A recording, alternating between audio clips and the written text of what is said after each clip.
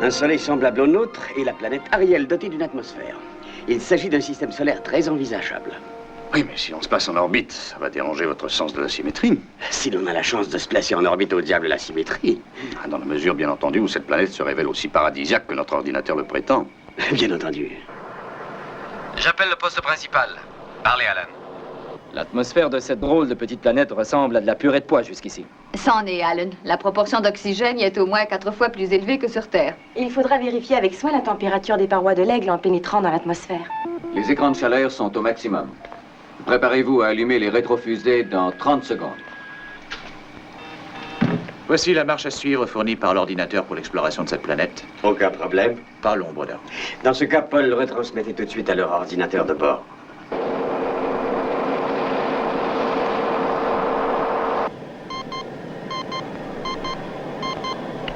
Information au radar.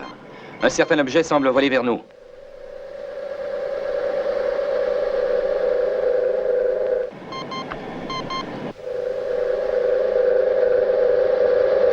Il se rapproche de nous à toute vitesse.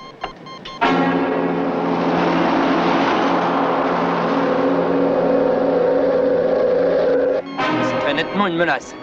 Une espèce de missile.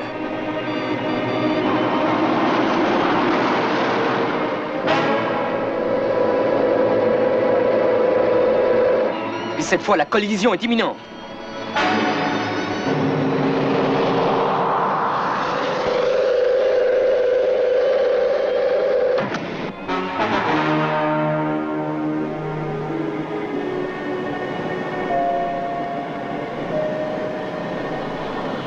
Alan! Alan! On est indemne, commandant. L'objet nous a rattrapés. Et il s'est collé contre une des parois. Aigle 2 et Aigle 7, rentrez à la base. Faites évacuer le personnel de la plateforme numéro 1. Que l'unité de secours soit prête.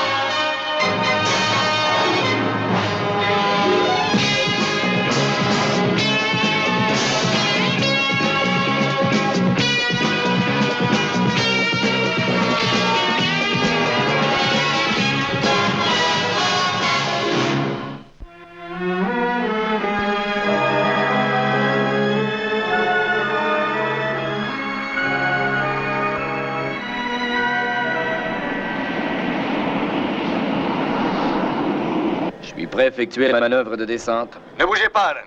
Pour plus de sûreté, on va vous guider en pilotage automatique. Aigle 7, prenez vos distances.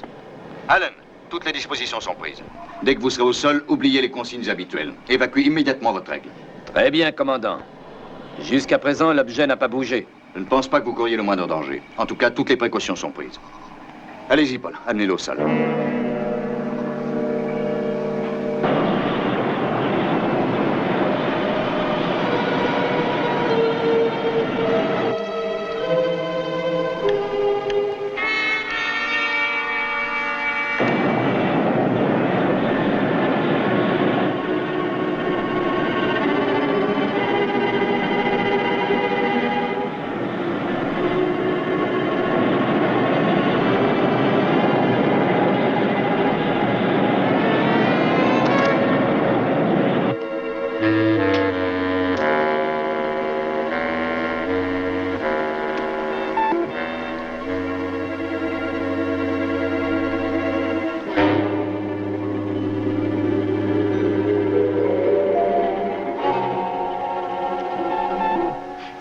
Avez-vous découvert quelque chose? Non, rien. Je dois admettre que c'est un échec. Densité? Radiation? Cet objet résiste à tous les moyens connus d'investigation à distance. Il faut l'amener ici. Une civilisation évoluée, bénéficiant d'un climat analogue à celui de la Terre, voit soudain des terriens s'approcher d'elle et ne désire pas les rencontrer. Elle met au point une stratégie qui consiste à tabler sur le mystère afin de créer une diversion. C'est vraisemblable? Oui, mais pourquoi cela? Peut-être pour gagner du temps, pour en apprendre davantage à notre sujet. Tout en nous empêchant de rien découvrir en ce qui les concerne. C'est l'affaire du professeur de spéculer sur ce genre de choses. On a déjà bien assez retardé l'exploration de cette planète. De toute façon, si l'on se place en orbite, on disposera de tout le temps. Malheureusement, on ignore si on va se placer en orbite, pas plus qu'on ne sait si cet engin est dangereux ou amical. Même si ce n'était qu'une sorte de carte d'invitation, il faudra encore s'y aventurer sur la pointe des pieds. Toujours rien de nouveau? Rien qui soit très inquiétant jusqu'ici. Le poids total est de 420 kilos, le diamètre de 86 cm et la température celle du milieu ambiant. Radiation absolument nulle, composition toujours inconnue. Matière inerte? Non, tout à fait.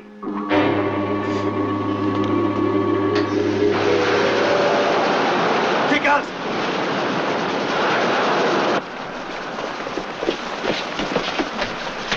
Elena, préparez-vous à soigner les blessés. Victor, analysez ce gaz au plus vite possible.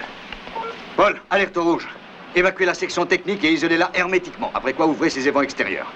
Suivez-moi.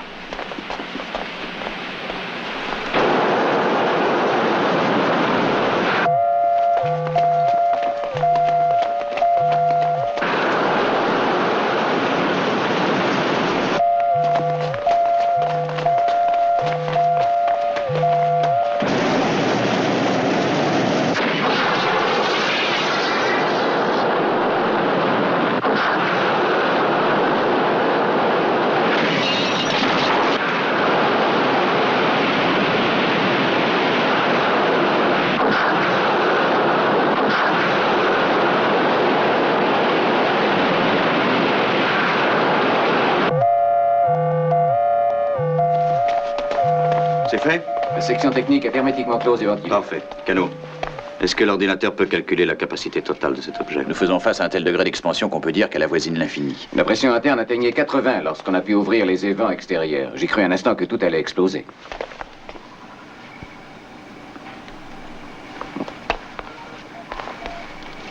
Le diamètre est inférieur à 1 mètre et le poids 420 kilos.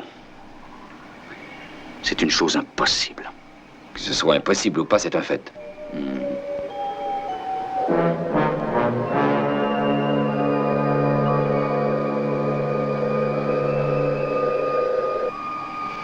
Commandant, cette fois, c'est une évasion. John! John! C'est de l'air! Quelqu'un nous a expédié de l'air!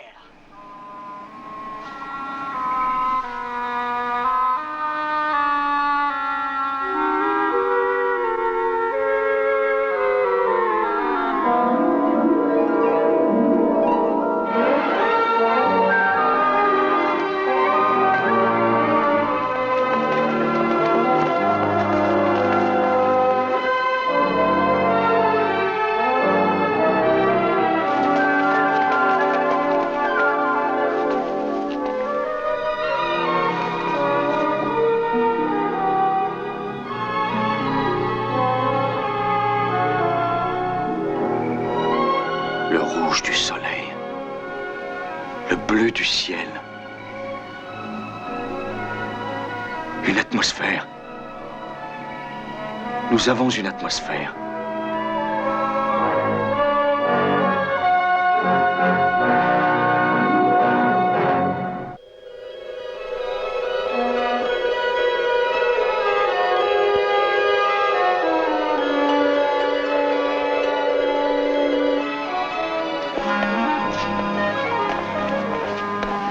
La gravité continue d'augmenter. Quand nous nous placerons en orbite, elle sera semblable à celle de la Terre.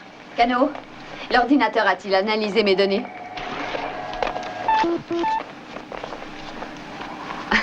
J'ai l'impression qu'il se lance dans la poésie aujourd'hui. Jamais un ordinateur ne se Oui, lance dans la poésie, je sais. John?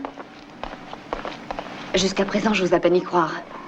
Il va de soi qu'on est obligé de s'en tenir aux éléments déjà connus et qui sont identifiés. Il n'est pas impossible qu'il existe des données échappant à nos connaissances. Mais le problème des ultraviolets, la question semblait vous inquiéter. Notre atmosphère paraît se raréfier aux environs de 22 000 mètres. Sur la Terre, ce serait un peu mince comme couche filtrante. Mais ici, il ne faut pas trop en demander. L'important, en fin de compte, c'est surtout de respirer. D'accord. Et de survivre. Un peu d'attention, s'il vous plaît. D'après les derniers résultats d'analyse, le docteur Russell a toutes les raisons de croire que l'atmosphère extérieure est respirable et ne présente aucun danger. Il me faudrait toutefois 2 volontaires qui accepteraient d'en faire la démonstration. Commandant. Oui. Sandra, Paul, je tiens à ce que vous n'oubliez pas qu'il s'agit là d'une expérience destinée à clore un programme scientifique et non d'une simple partie de plaisir. Cano, en même temps que tout le reste, vous enregistrerez leur coefficient de joie intérieur.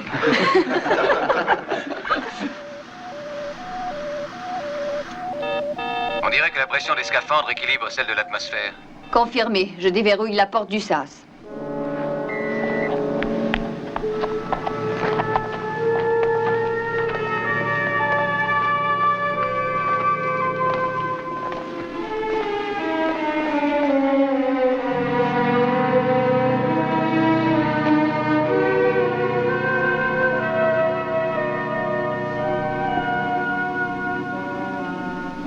Déjà, il respire davantage d'air que d'oxygène. La pressurisation de vos scaphandres est égale à la pression extérieure. Comment vous sentez-vous? En pleine forme. Mon rythme cardiaque s'est élevé. Oui, c'est ce que m'indique l'ordinateur. Disons que j'attribue ça à l'énervement.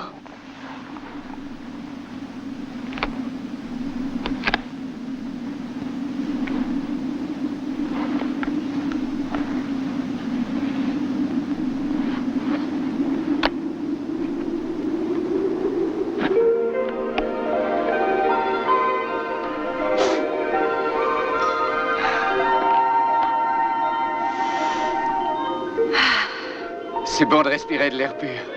Ça me rappelle mon enfance. Oui, c'est l'air des vacances. Sandra.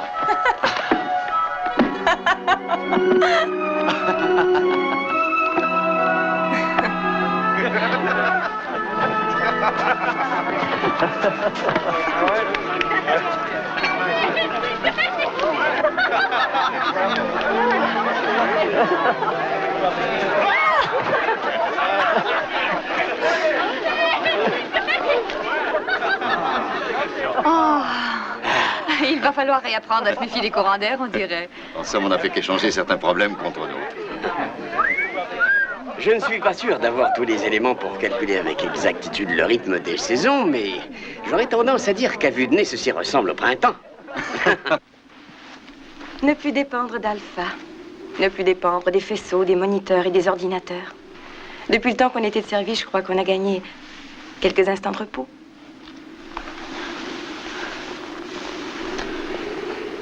Ce n'est quand même pas exactement la Terre. Je me contenterai de pire que ça pour m'évader d'Alpha. À présent, je trouve que tout a l'air d'être différent. Peut-être à cause du soleil? Non, plus que ça. C'est comme si nous atteignions la fin d'une existence et qu'il nous faille en recommencer une autre. Réapprendre à vivre comme si de rien n'était. Lorsque je me rappelle la Terre, savez-vous ce qui me manque le plus dans le silence de l'espace? Les chants d'oiseaux. Dans cette prison enfermée à triple tour, sont toutes nos intentions, tous nos désirs et tous les rêves qu'on n'a pas le droit d'avoir.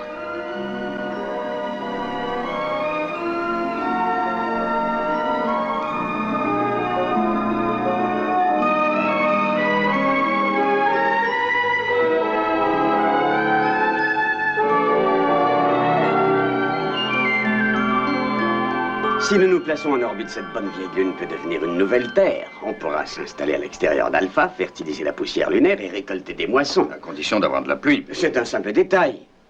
L'air extérieur est saturé d'humidité. Dès que nous voudrons amorcer le cycle, nous n'aurons qu'à ensemencer quelques nuages. Vous oubliez qu'il a fallu plus de 25 ans pour rendre le Sahara fertile, alors que tout près de nous se trouve une planète déjà dotée de civilisation.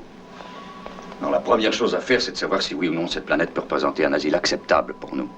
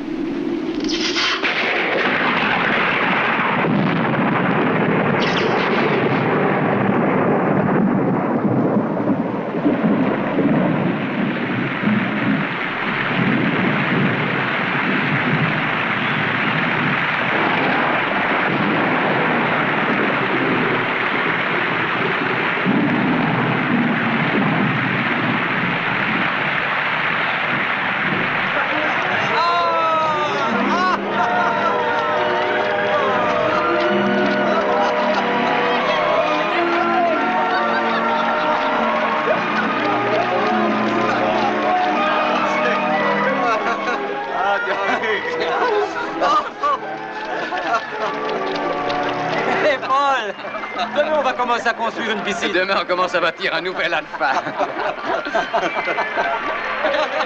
Ça y est, le cycle est commencé. La mer de la tranquillité va devenir une mer véritable. Tous ces cratères vont se remplir, se transformer en lacs. Oh, John, c'est un monde magnifique que nous allons avoir. Attendez une minute. Ça va durer combien de temps? Tant que l'eau voudra tomber. Victor, ces lacs circulaires seront sûrement magnifiques. Mais Alpha est bâti dans un cratère. Et s'il pleut autant que vous semblez l'espérer, c'est en sous-marin de poche qu'il nous faudra pénétrer dans la base lunaire Alpha.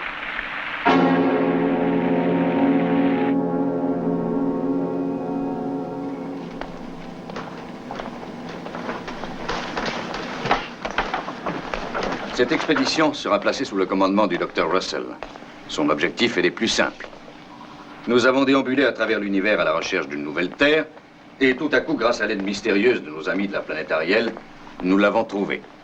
En fait, nous l'avions toujours eu sous les yeux. La tâche va constituer pour eux à découvrir le meilleur emplacement où nous installer, afin de commencer une nouvelle existence et d'assurer notre avenir. Je veux être le premier à leur souhaiter bonne chance.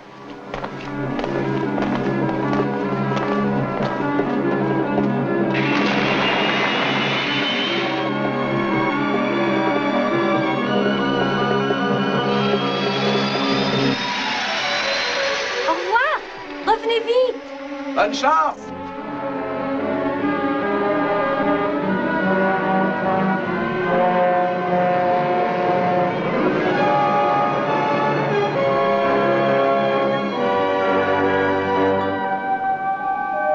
Il y a des cumulus qui se forment au-dessus des monts Taureaux. Parfait. Seulement, rien ne dit qu'il va se mettre à pleuvoir. Comment vous sentez-vous dans le contrôle? On manque d'air, ça nous apprendra à avoir opté pour le programme spécial. Voilà. Et l'ordinateur de transmission commence à fonctionner comme un ancien poste à galène.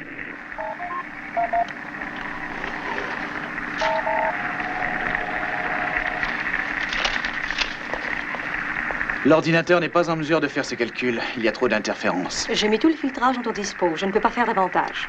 Ils doivent traverser un orage électrique, je présume. Une atmosphère n'a pas que de bons côtés. Ce n'est pas mon avis. Oh, la communication est mauvaise, commandant.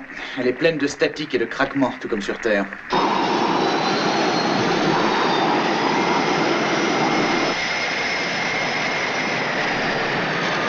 Cette fois, on peut appeler ça voler.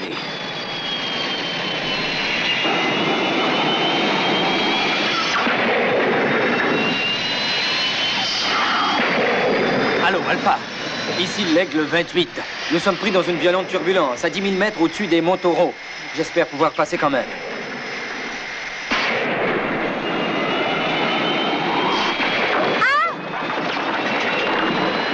Répondez, Aigle 28. Je ne vous reçois plus, Aigle 28.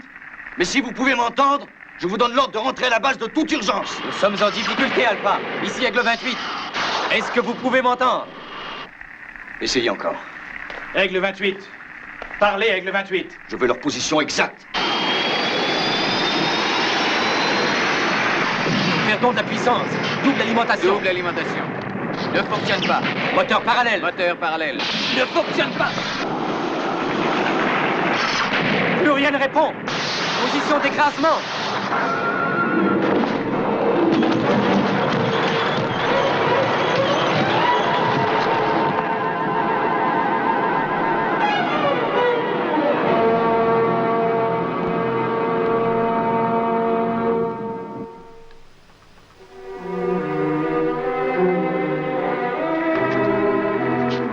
Aigle 28. Répondez, Aigle 28. Aigle 28, à vous. Aigle 28, vous m'entendez? Aigle 28, répondez. À vous, Aigle 28. Aigle 28, répondez. Tout contact est également rompu avec leur ordinateur. Aigle 28, répondez, Aigle 28. Aigle 28, à vous.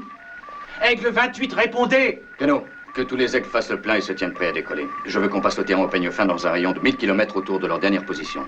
Victor, vous diviserez le secteur en 28 zones. Mathias. Oui, commandant. Chargez le matériel sanitaire à bord de l'Aigle Noir. Vous viendrez avec moi. Aigle 9 à la piste 1. Aigle 13 à la piste 3. Aigle 24 à la piste 5. Aigle 19 à la piste 1. Décoller, Aigle 13.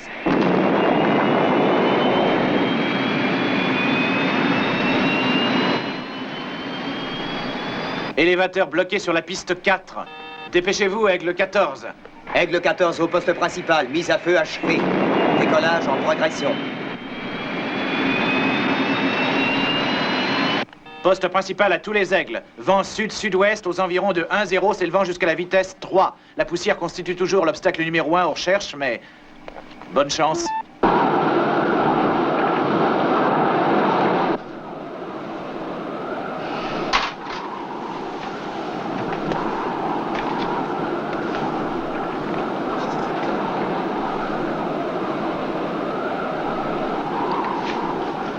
Non, ne cherchez pas à la déplacer. Elle souffre de sérieuses contusions. Mais je ne crois pas qu'elle soit en danger. À moins de complications imprévues, tout devrait bien aller.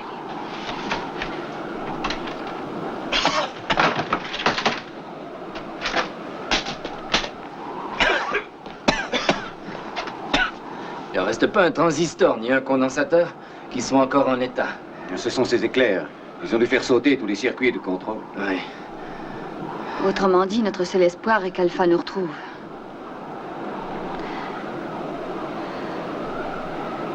Paul, voulez-vous aider Allen à essayer de dégager les portes?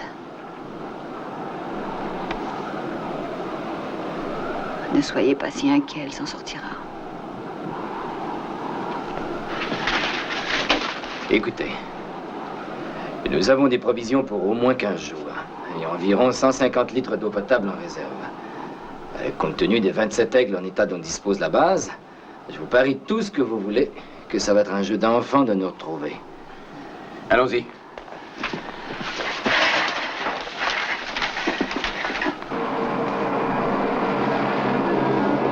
À présent, nous survolons la région où le contact a été interrompu. En fait, Nouvelle-Terre, ce n'est pas un endroit facile pour y faire des recherches. On va essayer.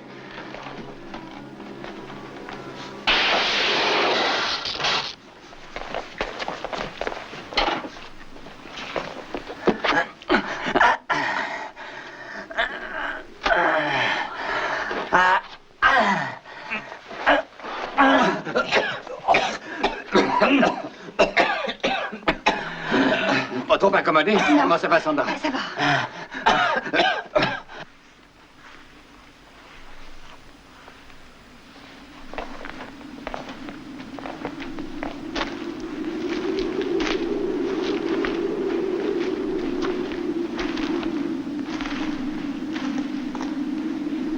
On est vraiment bien camouflés, hein? Ils ne réussiront jamais à nous voir. Hé! Par ici! Hé! Revenez! Revenez!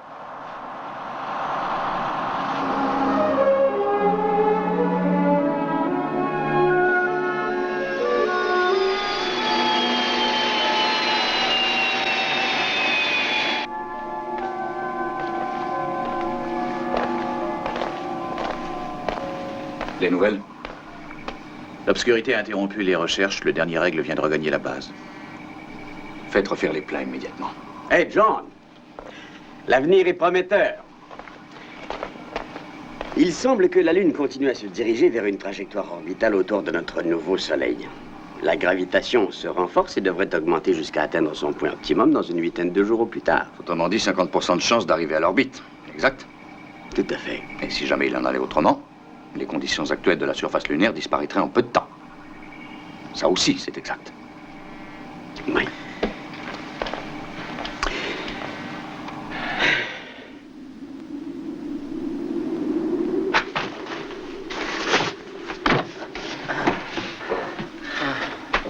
Dites donc, combien de tonnes de matériel est-ce qu'il faut transporter avant d'avoir droit à un petit déjeuner?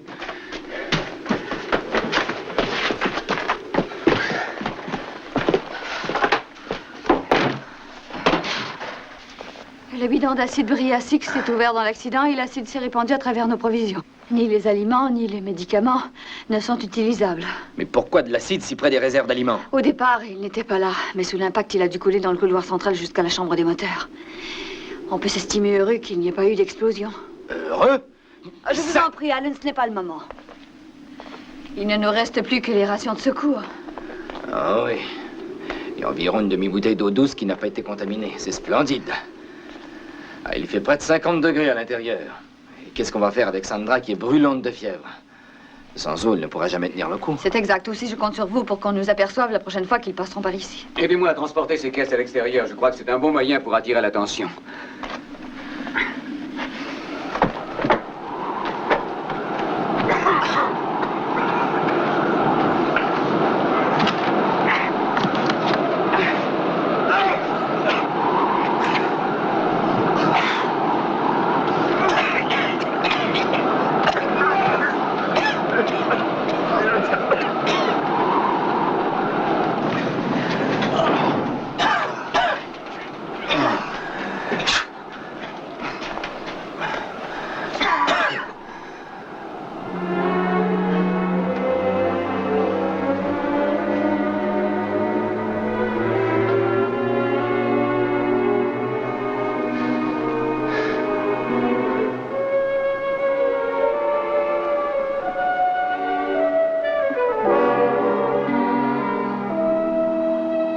L'Aigle Noir est en révision, commandant.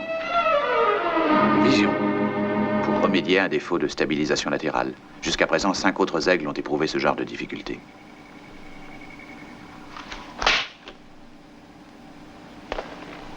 J'y vois une négligence qui dépasse les bornes.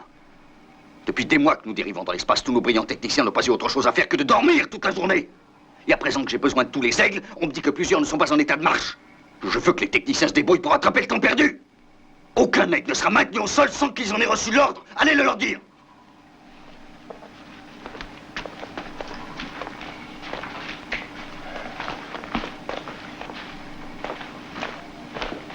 John, les hommes de la section technique sont en train de rendre l'arme. C'est excellent.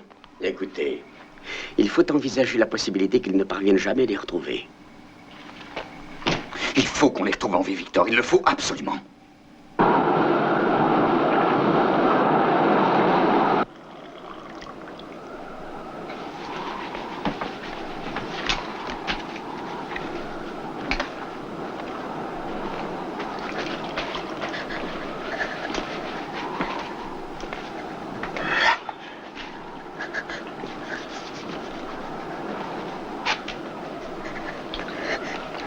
Mais elle ne va jamais résister.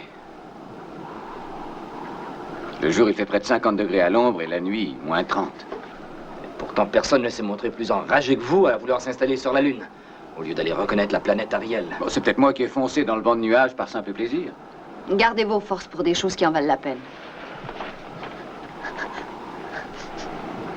Partagé en 3. Non, je partagerai la ration de Paul. Si aucun de nous ne survit, Sandra n'ira pas loin.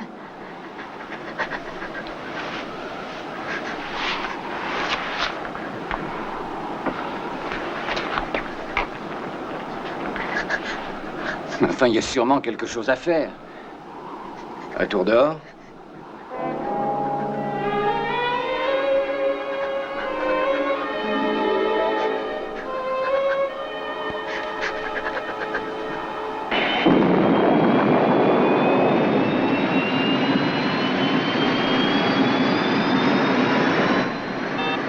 Excellent décollage, commandant. Tous les systèmes fonctionnent à la perfection. Canon, arrêtez-les! Pour l'amour du ciel, qu'ils reviennent immédiatement! Alerte accident. Est-ce que rien ne fonctionne dans cette base?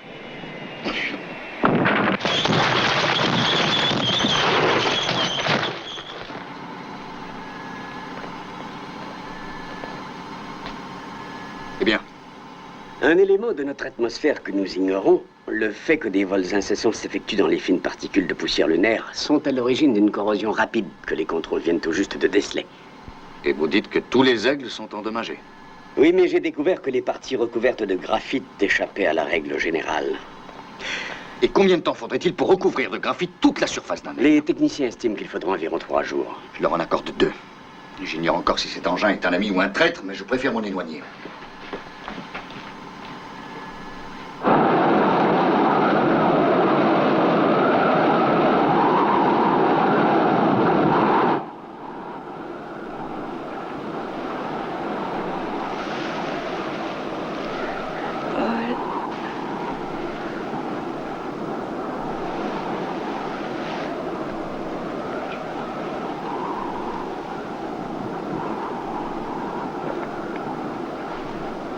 Vous êtes déjà plus forte. Vous serez vite rétablie.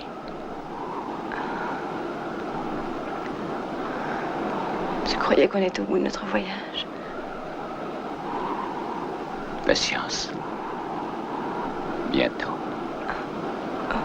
Mais je... Je vais vous donner encore un peu d'eau.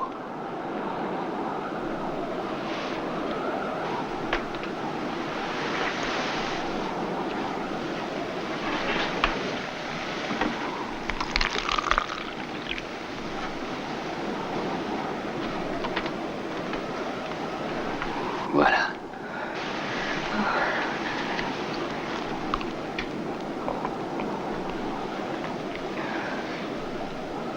Est-ce qu'il a plu? Une grosse averse.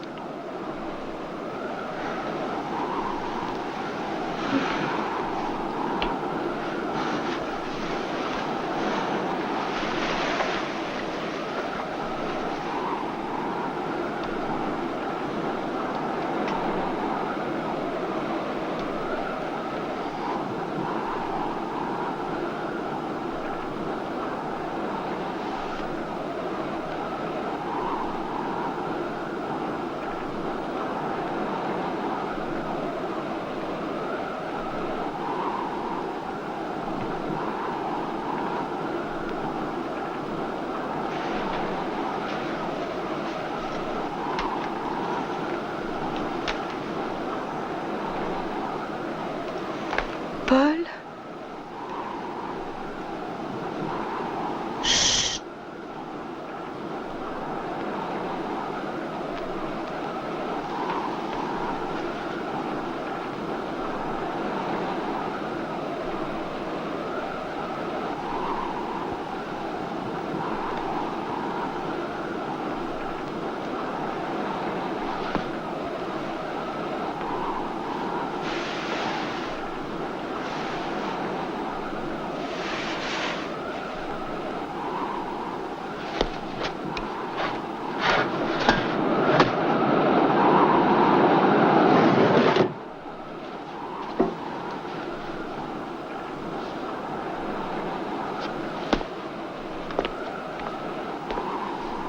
Sandra. Où est Paul? Il est allé me chercher de l'eau.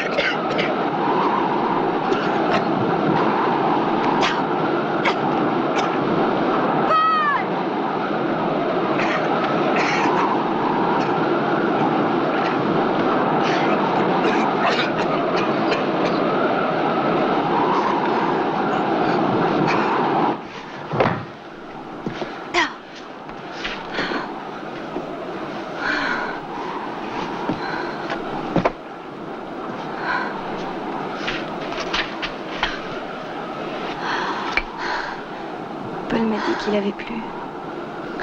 Il vous l'a dit? Ah oui, bien sûr. C'était un gros orage? Non. Une averse assez légère. Un peu comme la promesse des choses qui nous attendent.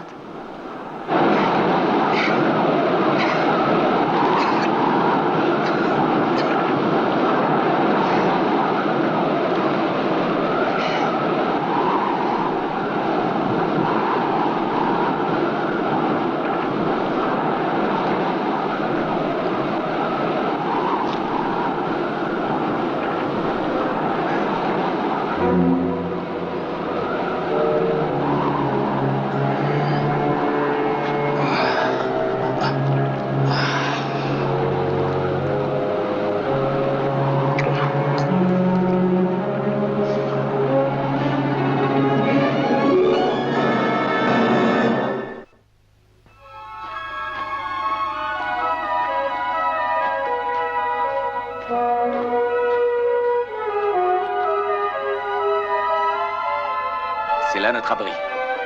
Le nouvel emplacement d'Alpha. Vous aurez moins chaud ici quand le soleil tapera. Et vous profiterez du plus petit souffle d'air. Merci, Paul. Mais j'ignore Retrouver toujours... ce que nous cherchions. Nous sommes les premiers terriens. Ceci est notre jardin d'Éden.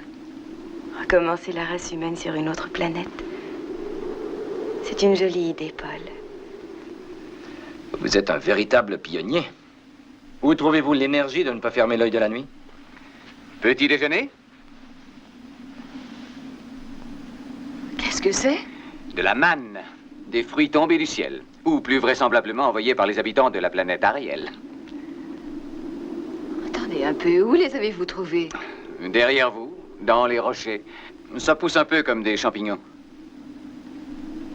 Oh, nous n'avons aucun moyen de les analyser ni de faire des essais. On ne peut les manger. Mais j'ai déjà fait les essais. Vous en avez mangé? Sandra? Pas encore. Nous vous attendions pour les manger ensemble. Voir Sandra qui reprend les couleurs semble de bon augure. Mais l'homme ne vit pas uniquement d'espoir. Paul. Il faut se montrer très prudent. Elena, il en a mangé. Ça ne semble pas lui avoir fait le moindre mal. Je suppose que pour avoir construit tout ça en une seule nuit, il a bien fallu qu'il prenne la force quelque part. Si vous voulez mon avis, ce n'est pas un hasard. Juste au moment où je me suis résigné à mourir, ces espèces de fruits sont brusquement apparus juste à portée de ma main. Écoutez, il peut se passer des mois avant qu'ils ne réussissent à nous trouver. Nous avons beau installer des signaux, ils sont aussitôt recouverts de poussière. Et il est bien possible qu'on ne revoie jamais un autre aigle. Hier, nous avions perdu tout espoir. Et aujourd'hui, non seulement l'espoir est revenu, mais nous avons aussi de quoi manger. Je suis entièrement de son avis. Nous n'avons pas d'autre solution. Manger ces fruits exquis ou mourir. D'accord. À condition de patienter encore un peu. Donnez-moi un délai. Je voudrais faire quelques recherches. Si je ne découvre rien, et si vous n'avez aucun malaise, nous en mangerons tous. Est-ce que ça va prendre longtemps? Environ la matinée. Au cas où il serait sans danger, je m'en vais faire quelques provisions.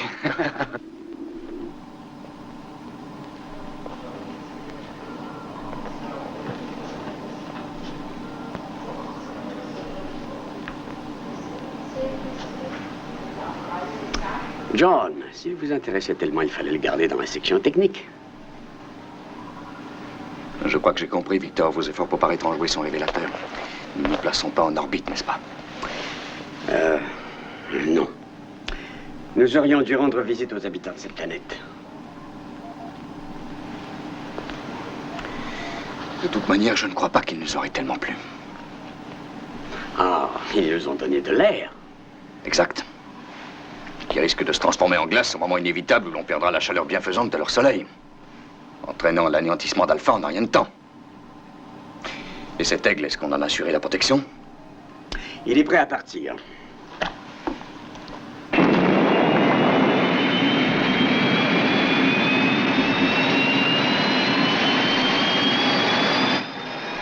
Magnifique décollage, commandant.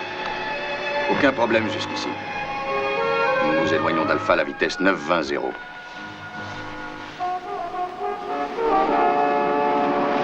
Et nous construirons d'abord des fermes. Et ensuite seulement des routes.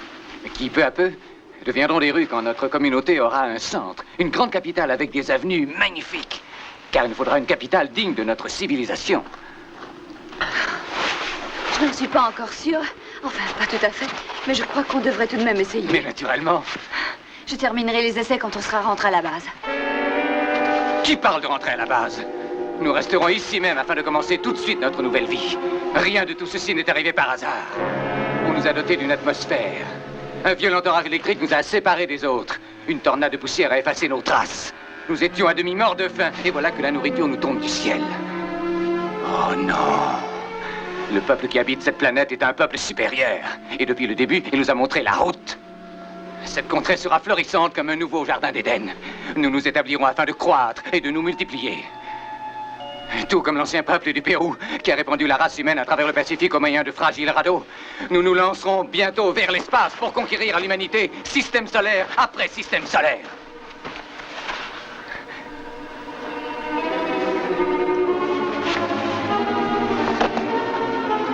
Vous osez profaner des aliments sacrés, Alan, qui nous furent envoyés en temps de nécessité? Voilà, attendez une minute. À présent, Alan, j'exige que vous les ramassiez.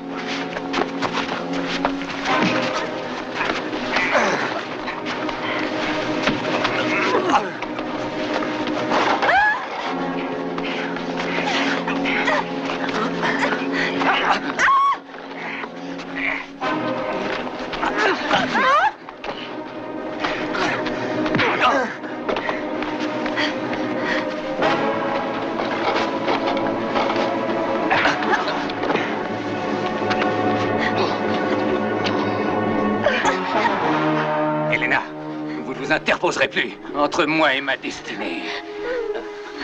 Personne ne m'arrêtera. Personne. Non.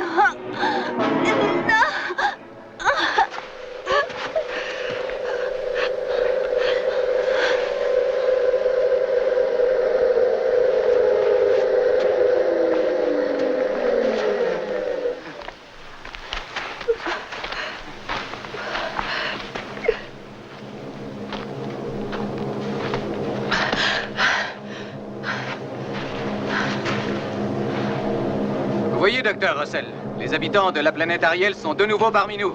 C'est leur seconde visite.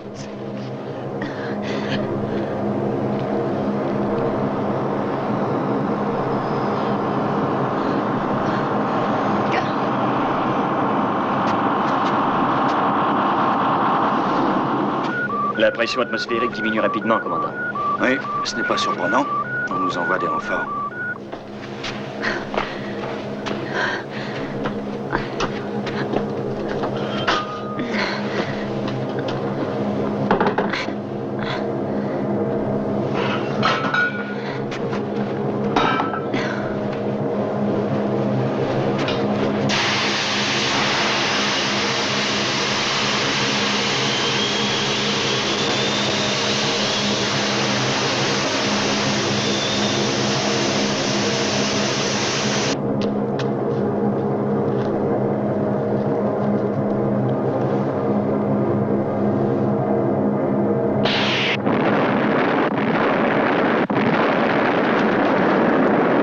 Commandant, 25 degrés vers la droite.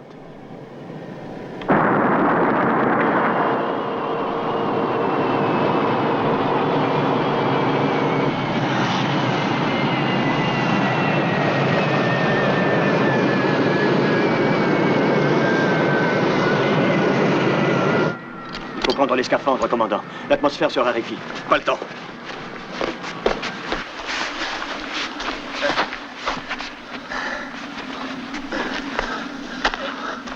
Occupez-vous d'elle!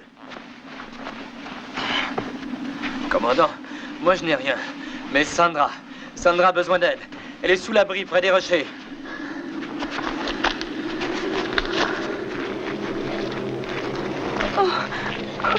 Sandra, laissez-la tranquille. On n'a pas le temps pour le vous dites, la laissez tranquille. Nous avons scellé les fondations de ce que sera l'humanité dans le monde futur. Nous restons ici. Fichez le camp. Sandra, allez vite. Sur moi, sauvez-vous.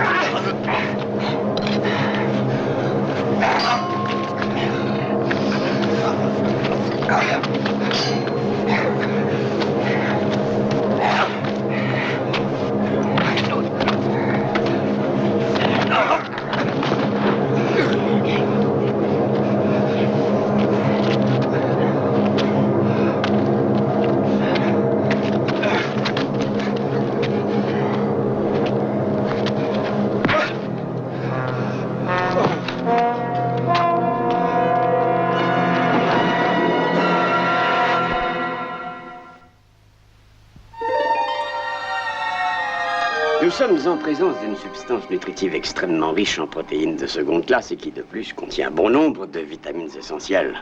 Nous pourrons facilement en faire une culture régulière, une fois qu'on l'aura débarrassé des éléments hallucinogènes qu'elle contient. Je suis désolée de ne pas m'en être aperçue avant, Paul. Oh, moi pas, c'était pas désagréable. Excepté vers la fin. C'est dans une occasion comme celle-là qu'on apprend à reconnaître ses vrais amis. Commandant? Un nouveau mouvement de l'engin est observé. Envoyez sur grand écran.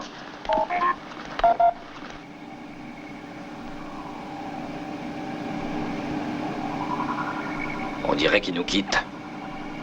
Le plus tôt sera le mieux.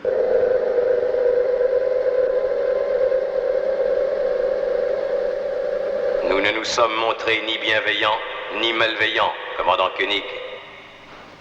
Notre seul objectif était de vous dissuader de pénétrer dans l'atmosphère de notre planète. Nous vous avons donné ce que vous désiriez dans l'espoir que vous nous épargneriez votre présence. Est-ce que vous m'entendez? Naturellement, j'entends même vos pensées. Donc vous savez parfaitement que nous sommes pacifiques. Nous ne mettons pas en doute vos bonnes intentions. Mais nous avons observé l'évolution de votre espèce depuis le commencement des temps. La nature humaine est telle que nous ne pouvons pas nous permettre de courir un tel risque.